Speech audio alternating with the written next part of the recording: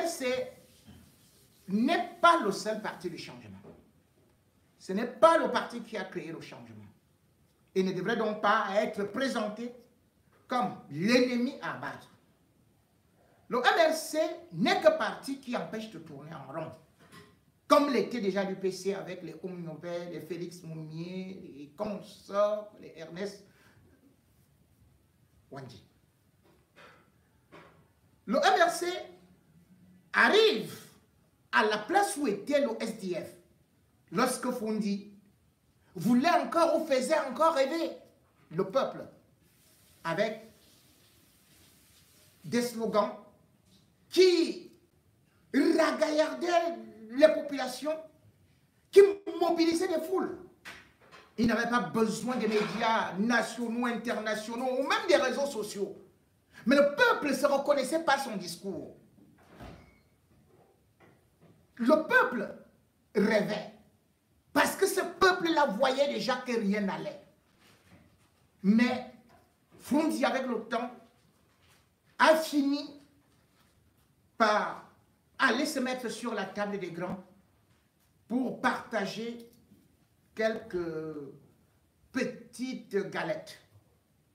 Il s'en est allé et son successeur, lui aussi tout bien joufflu et ventru, sait très bien que la seule façon pour lui de continuer à garder ses marchés, c'est d'être toujours l'un des piliers ou bien l'un des bras armés du RDPC. C'est dans cette optique donc que le MRC est devenu un parti qui est combattu. Considéré comme un parti inutile, bien évidemment, on a vu le MRC en 2018 devenir la deuxième puissance politique, même si on ne lui a attribué que 14% au niveau des voix. Mais tout un chacun sait que cela s'est fabriqué dans des laboratoires de tricherie, de l'ECAM et surtout du Conseil constitutionnel. Le MRC est donc en train de revenir pour 2025 et ça commence aussi à créer des grincements de dents, avec bien sûr beaucoup de montages et beaucoup d'autres histoires qui, bien évidemment, ne sont là que pour déstabiliser certainement ceux qui pourraient porter ce projet. J'ai appris par certains confrères et bien sûr beaucoup de personnes dont je ne peux douter nullement de leur probité morale que le président du MRC était donc invité au Quai d'Orsay. Qu'est-ce que Maurice Kamto vient faire au Quai d'Orsay? On me dit que Maurice Kamto a demandé à rencontrer Emmanuel Macron et Macron lui a dit que bon voilà, je t'envoie au Quai d'Orsay pour que tu ailles vendre le Cameroun. Qu'est-ce qu'on va vendre pour le Cameroun? Le Cameroun a été vendu par Biya. N'est-ce pas que même comme les rails appartiennent à Bolloré? Qu'est-ce qui nous appartient? Le bois, le pétrole. Le pétrole du Cameroun n'appartient pas à la France. Qu'est-ce que Maurice Kamto aura donc à venir vendre au Quai d'Orsay à la France dans les semaines qui viennent? On m'a même donné la date. J'ai donc fait des investigations en appelant le Quai d'Orsay et aussi en cherchant des contacts au niveau de l'Élysée. Au moment où je vous parle, sauf changement de dernière heure, et je ne pense pas, Maurice Kamto n'a jamais sollicité une audience au niveau du Quai d'Orsay, du moins pour l'instant, n'est pas attendu au Quai d'Orsay, non plus à l'Élysée, et n'a pas de projet de venir vendre le Cameroun. Il n'en détient d'ailleurs pas le titre foncier. Comment va-t-il le vendre? Une fois de plus, on est en train d'anticiper pour créer un truc, un buzz, et on va dire que non, en réalité, comme il partait vendre le Cameroun, et la France a dû refuser, c'est pour ça qu'il n'est pas venu.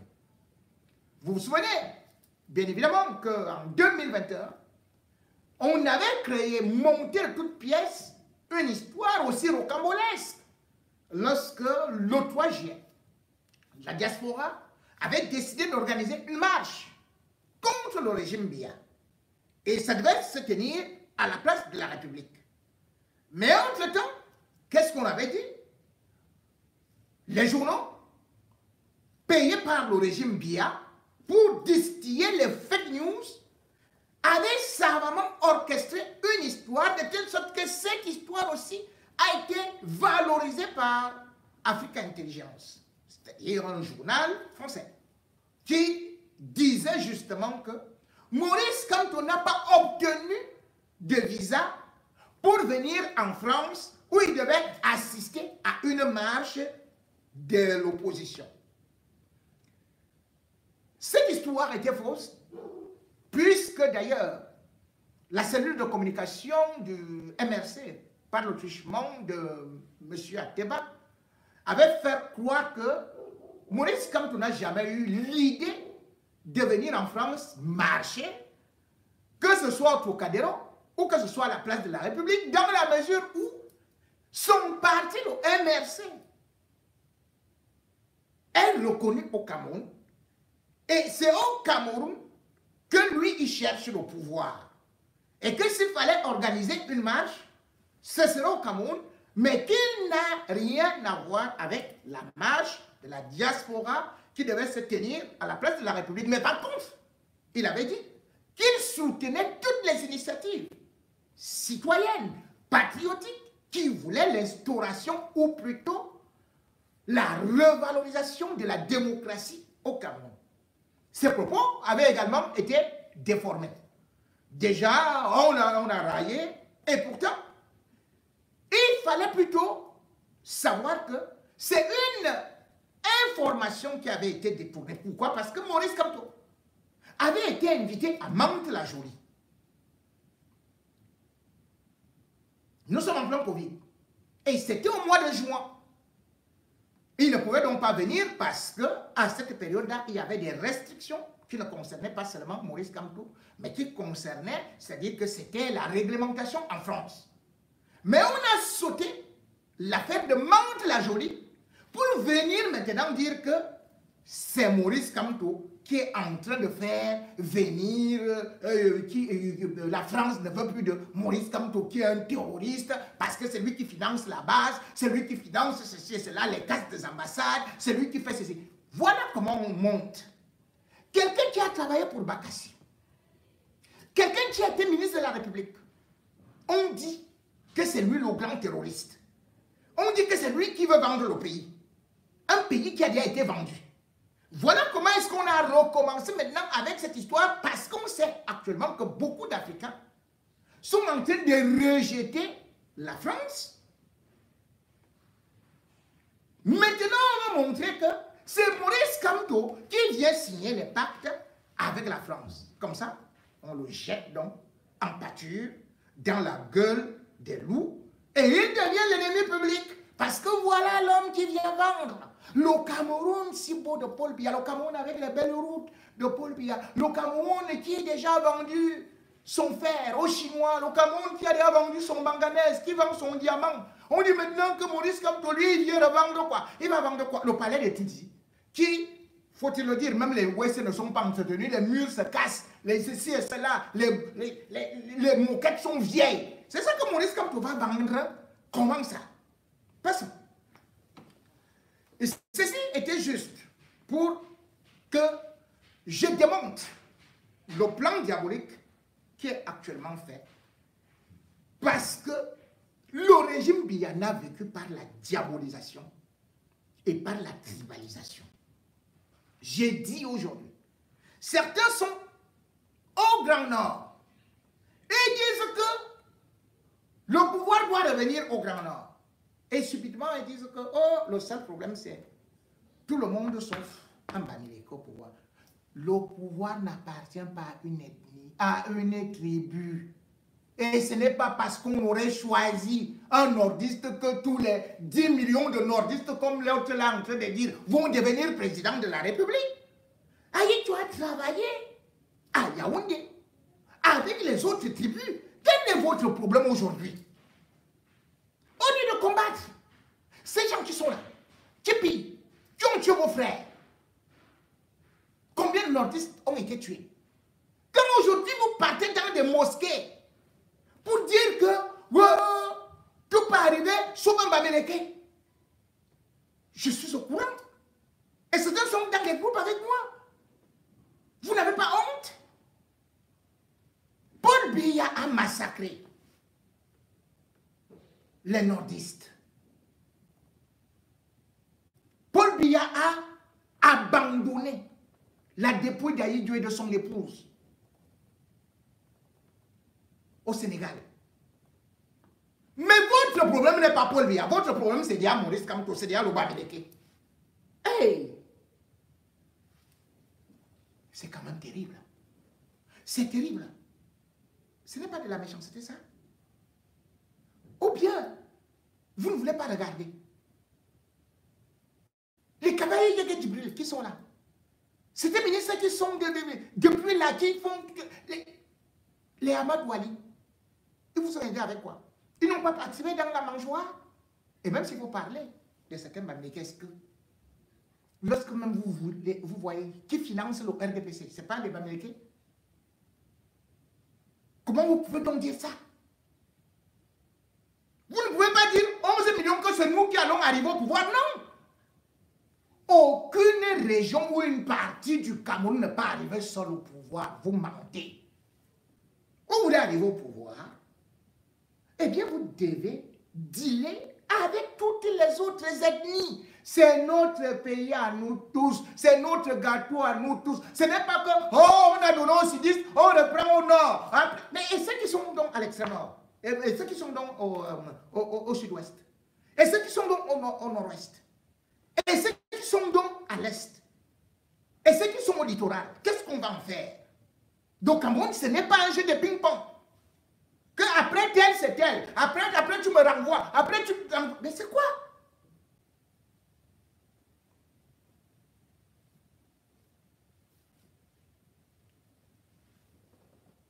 Si, comme vous voulez maintenant présenter la nouvelle vente du Cameroun par des Bamileke à la France, mais je devrais vous dire, comme vous avez dit qu'il avait des rentrées avec Akitator, c'est-à-dire que Éric Dupond-Moretti.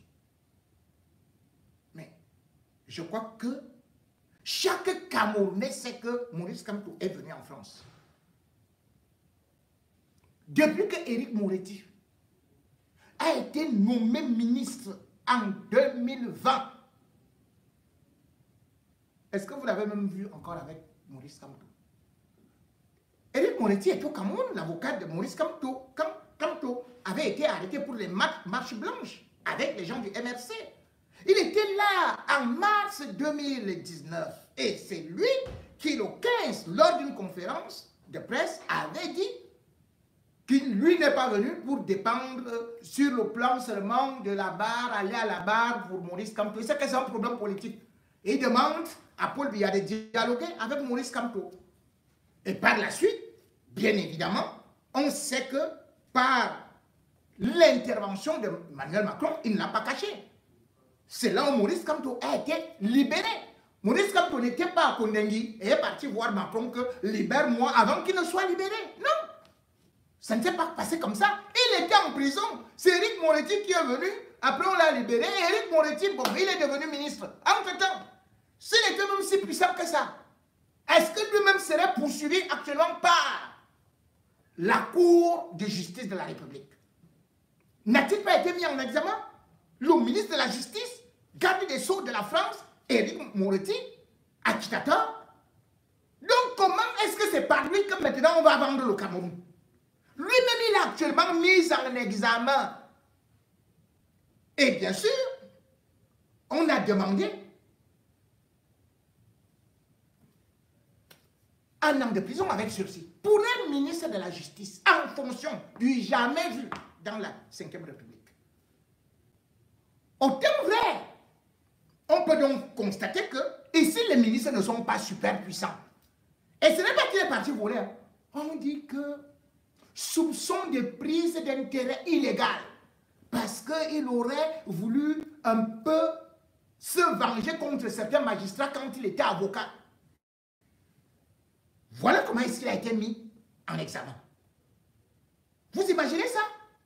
Au Cameroun, voilà votre Paul Biya qui avait Laurent Esso. Laurent Esso est dans tous les détournements. Laurent Esso est impliqué dans l'assassinat de Martinez Zogo.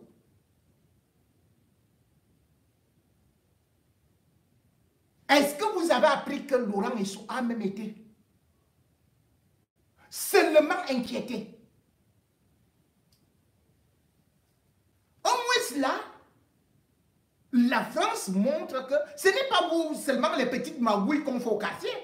Un ministre de la Justice n'a pas une immunité. Pourquoi est-ce qu'on ne peut pas demander à Laurent Esso de venir s'expliquer sur l'affaire Martinez Zogo?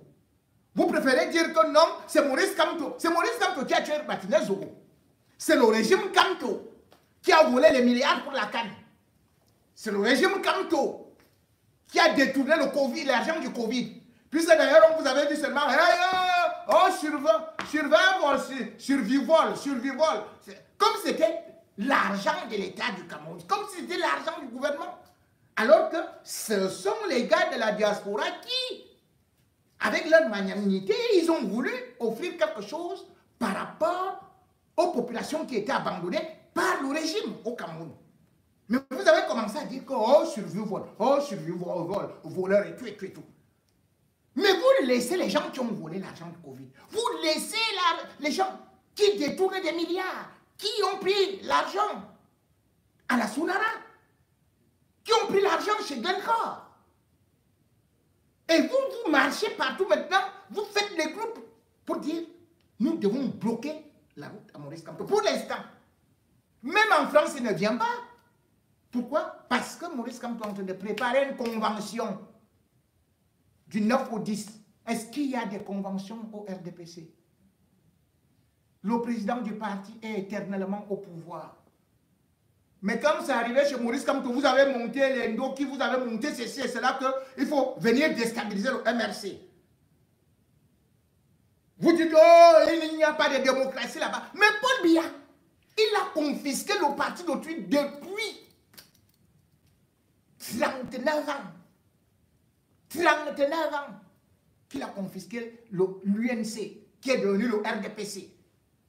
Maurice Kamto, le voilà qui organise la convention en décembre. Cela veut dire que si tu as des arguments, on a vu comment il y a eu les renouvellements des organes, on a vu la transparence, que ce soit dans les départementales, que ce soit les communales, et maintenant, après les fédérations régionales. On a vu. Mais pour vous là, c'est seulement comme le professeur Hubert Moulon-Diarra disait, que vous voulez seulement sodo, les gens. Vous voulez seulement boire du sang.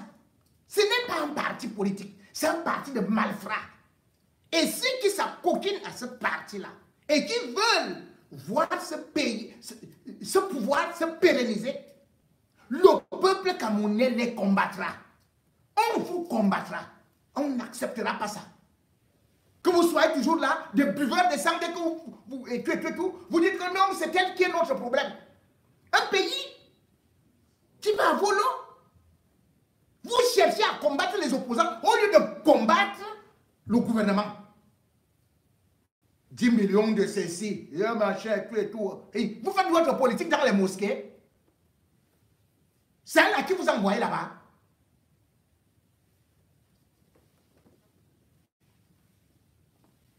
Demandez à Laurent Esso, avec qui vous dînez. Certains sont là, leurs frères sont ministres, et ils disaient qu'ils sont opposants. Ton frère est ministre de Paul Biya. Il mange avec toi, vous êtes tous les jours au village. Il te donne les marchés. Et tu viens couillant, je suis opposant. C'est maintenant moi le grand opposant. Hey, non, vous n'allez pas nous faire ça. Moi, je verrai. En 2025, je verrai comment je vais m'aligner en fonction de ceux qui vont me convaincre par leur programme. Si ce n'est pas le cas, moi-même, bam, candidature. Vous voulez quoi? C'est interdit. Je n'ai pas assez combattu. Si même Momo a aussi posé sa candidature pour l'élection présidentielle, combien de fois moi? Pardon. Je vais prendre les bêtises là. Franck Biya tremble. Enfin, Paul Biya tremble. Parce que j'arrive là avec Kamto. Hein. On va faire le deal. Peut-être on va signer. Tac, tac, tac, tac. Pour l'instant là, vous n'allez pas déstabiliser. Je ne vais pas accepter que vous déstabilisiez la construction de l'espoir et surtout la renaissance des fondamentaux de la démocratie.